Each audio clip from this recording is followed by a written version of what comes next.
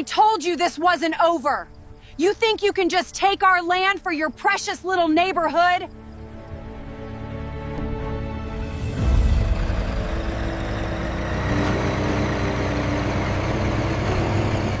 I am the head of the HOA. I demand you stop this racket right now, or I will call the sheriff. Stop! You can't just tear this down. This is my home! These new luxury homes promise an idyllic life, a stark contrast to the dust and labor next door.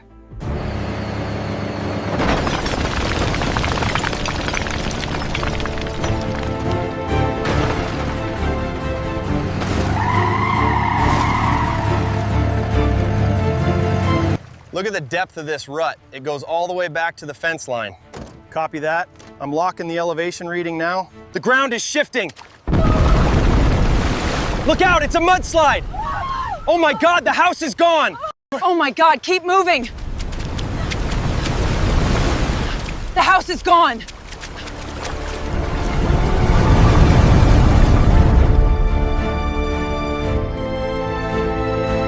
The craziest HOA stories always start with one person believing they own everything around them, but this one escalated into a federal lawsuit worth over $1 million. And honestly, hitting the details completely blew my mind. Imagine waking up before sunrise to the sound of heavy machinery tearing through private farmland that had belonged to the same family for generations.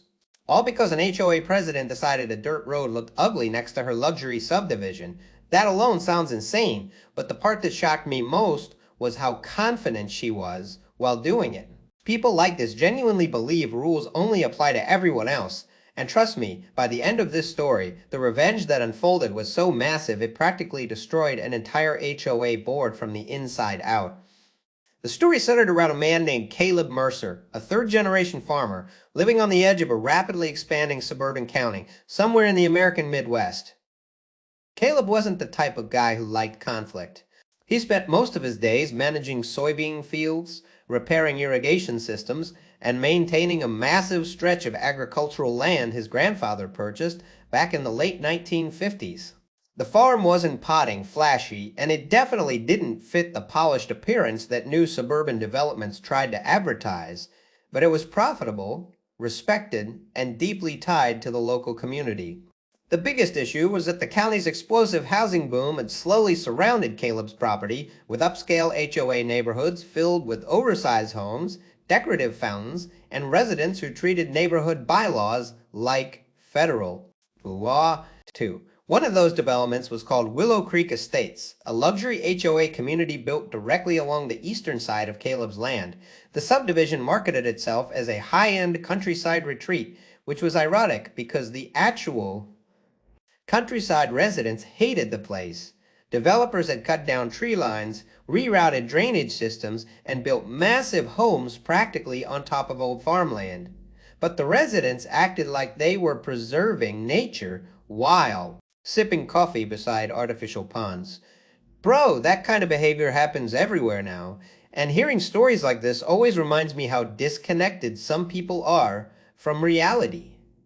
The president of the Willow Creek HOA was a woman named Denise Holloway, a retired corporate executive who moved into the neighborhood 2 years earlier and immediately began micromanaging everything around her.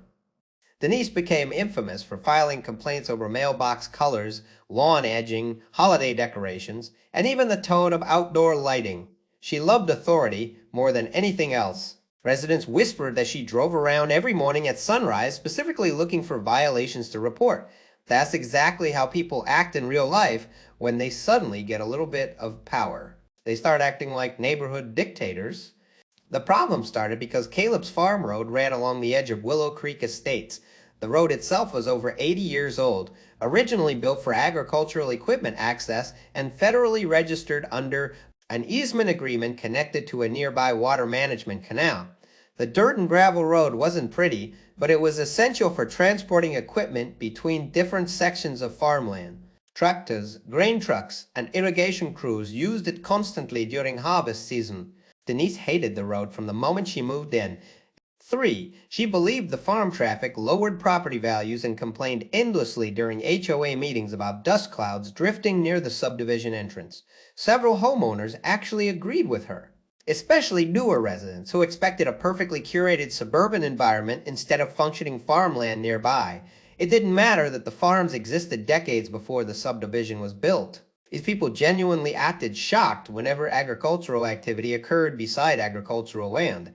Hearing stuff like that always makes me laugh because it's unbelievably common. At first, Denise tried filing county complaints against Caleb, claiming the road created environmental hazards and unsafe visual conditions. Every complaint failed. County inspectors repeatedly confirmed the road was legal, maintained under easement protections, and necessary for agricultural access. Caleb stayed polite through all of it. He attended county meetings, provided documentation, and avoided escalating tensions. But Denise took every rejection personally. Then things started getting weird. Small HOA signs began appearing near the farm road claiming the area was private community property. Caleb removed them repeatedly because they were false and potentially dangerous for delivery drivers. Denise responded by placing decorative boulders near the road entrance, forcing farm equipment to squeeze through narrow gaps. County workers eventually ordered the HOA to remove them. That should have ended things right there. But people like Denise never stop once their ego gets involved. Over the next 6 months, HOA complaints escalated dramatically. Residents suddenly reported noise disturbances every time tractors operated after sunrise. Anonymous photos of Caleb's equipment appeared on local Facebook groups with captions accusing him of damaging the environment. Someone even called the county health department, claiming fertilizer contamination was leaking into HOA property, which triggered a pointless inspection that found absolutely nothing wrong. Caleb's attorney eventually sent the HOA a formal cease and desist notice warning them against interfering with federally protected easement access. Most rational people would have backed off immediately after receiving a legal warning involving federal easements. Denise apparently saw it as a challenge. Then came the morning everything exploded.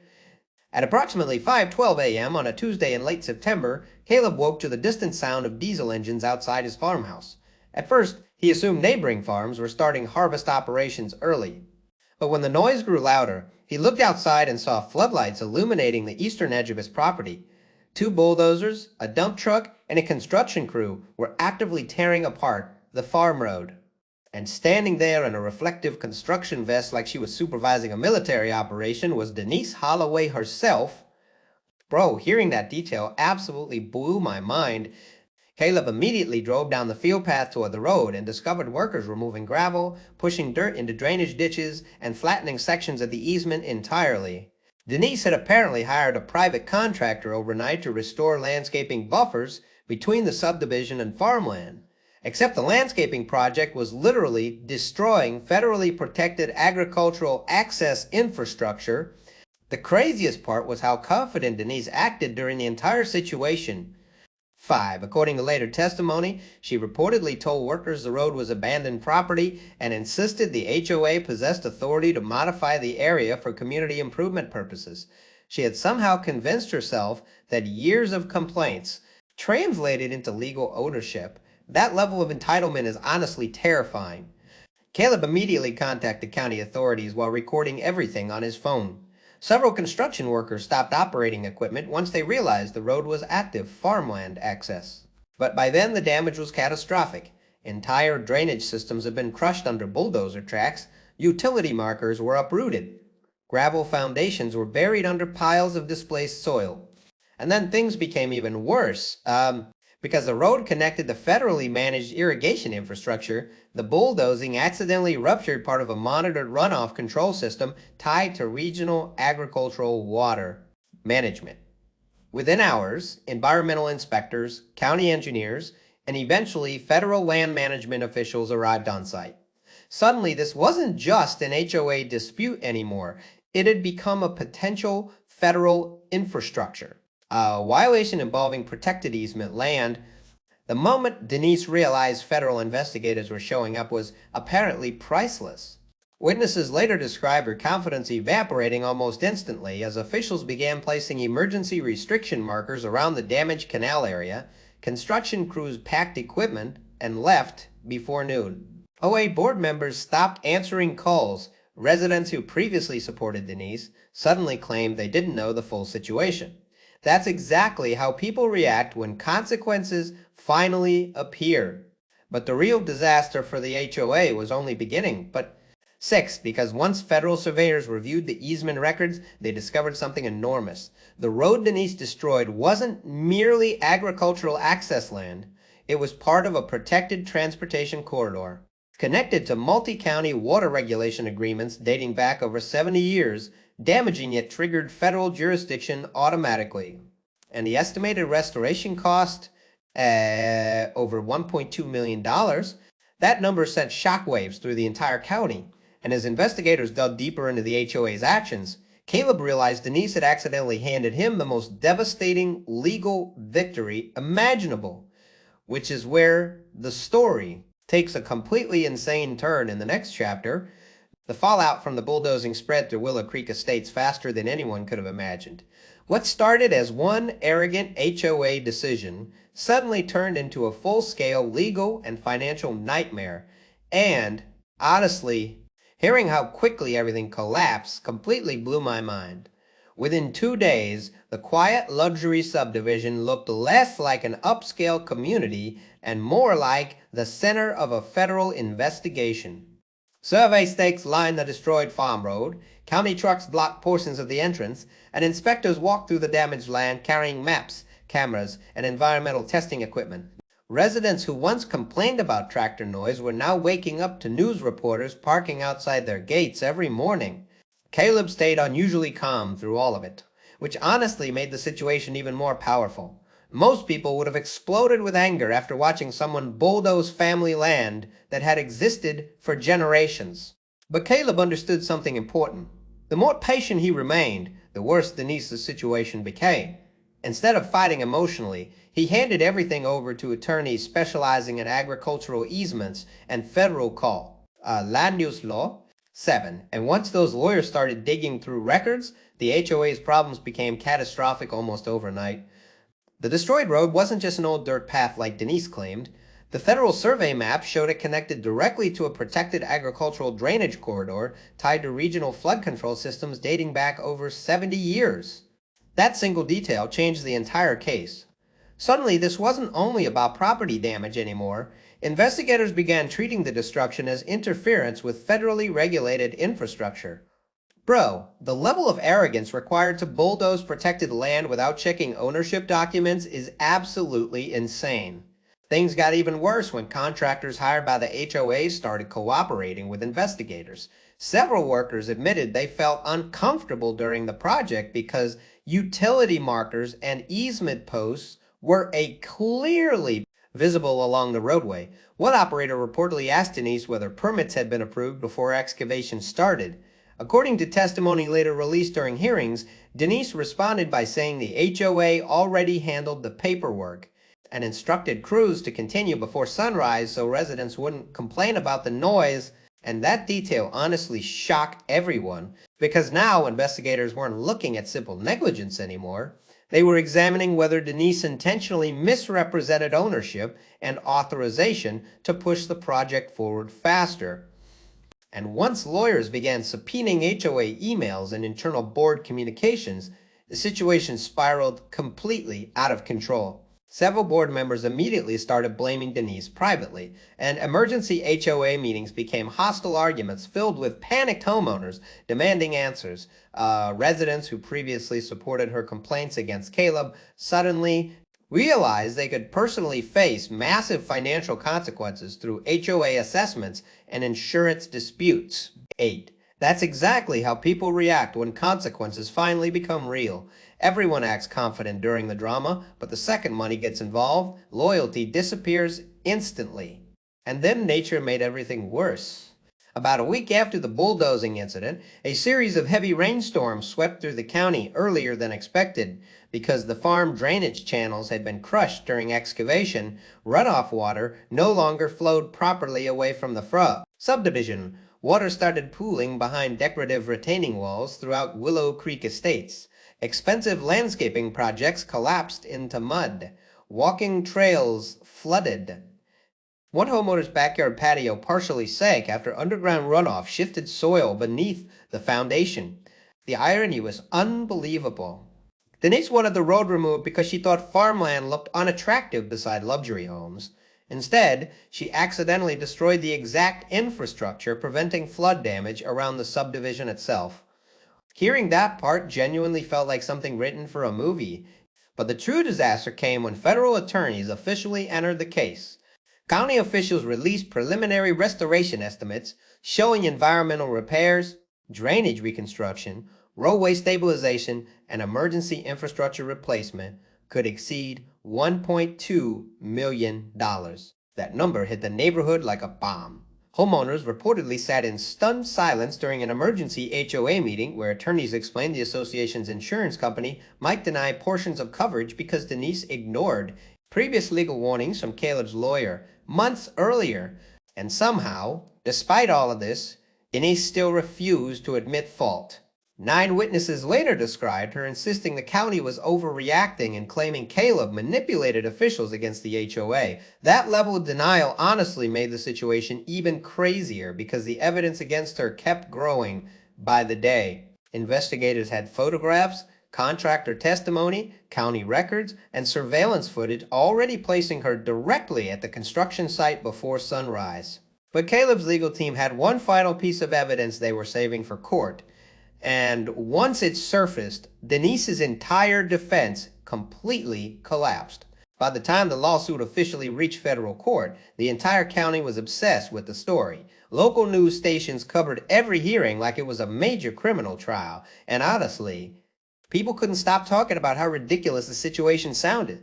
An HOA president destroyed a protected farm road because she thought tractors looked bad near luxury homes. That headline alone practically guaranteed a public humiliation. But what made Caleb's revenge so satisfying was how controlled he remained throughout the entire process. He never screamed at Denise. He never retaliated emotionally. He simply allowed the legal system to expose every reckless decision she made one piece at a time. And hearing how methodically everything unfolded honestly blew my mind. Caleb's attorneys entered court with decades of documentation proving the road's protected status. They presented original easement agreements, archived county engineering maps, agricultural transport records, and federal maintenance contracts tied to regional drainage systems.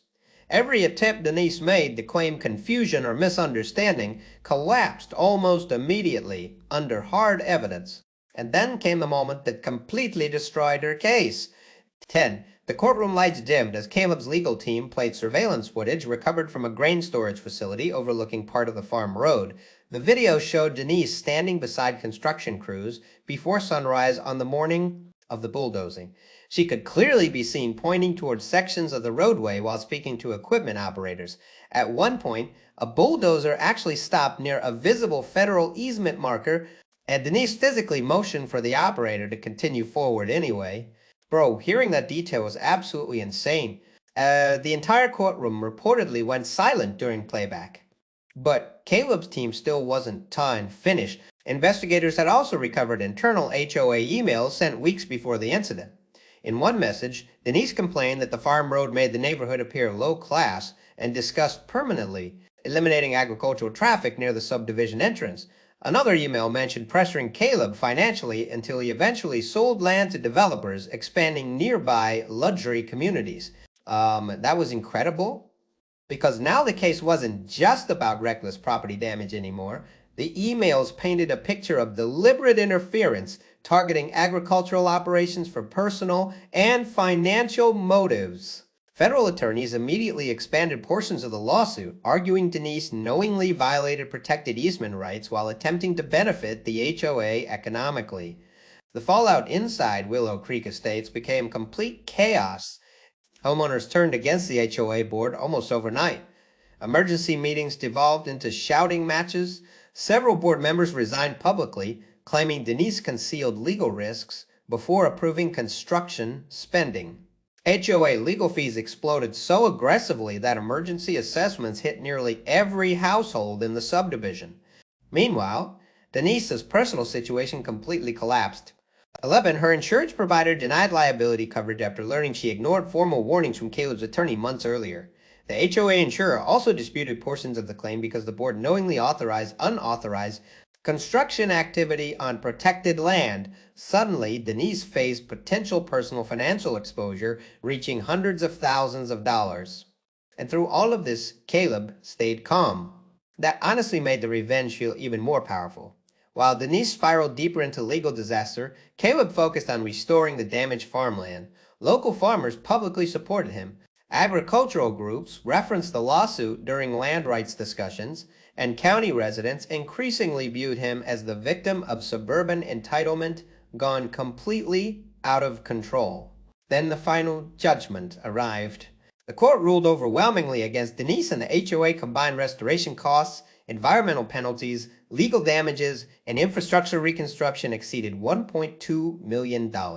Denise herself faced direct personal liability because investigators proved she intentionally pushed the project forward despite obvious legal risks. But the final humiliation was almost poetic. As part of the settlement agreement, the HOA was ordered to fund permanent, federally recognized easement signage beside the restored farm road. The exact road Denise tried to erase forever became legally protected with historical preservation. Markers directly facing the entrance of Willow Creek Estates.